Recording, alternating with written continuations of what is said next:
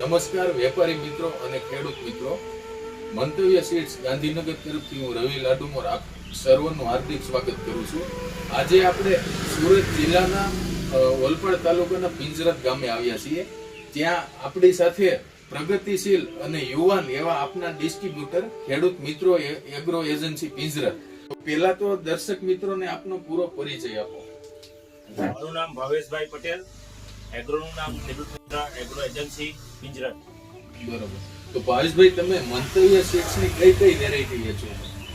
મંતવ્ય સીટમાં મંતવ્ય સુપર તુવેર, બોસ, ભીંડા, દૂધી, રેવા અને એવી ઘણી વેજીટેબલમાં બધી શાકભાજી વેચીએ છીએ. બરોબર.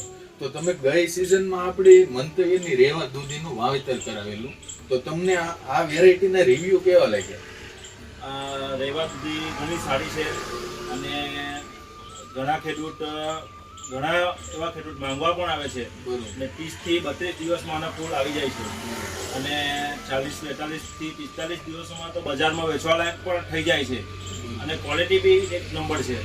ખેડૂતના રિવ્યુ કેવા છે આ વેરાયટી?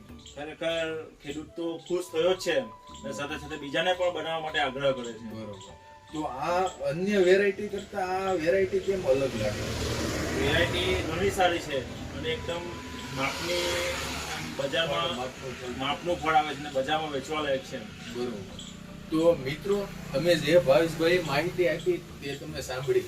જો તમે પણ મંતવ્યની રેવા દૂધી બનાવવા માંગતા હો તો નજીકના એગ્રો સેન્ટર ઉપરથી તમને આ વેરાયટી મળી જશે.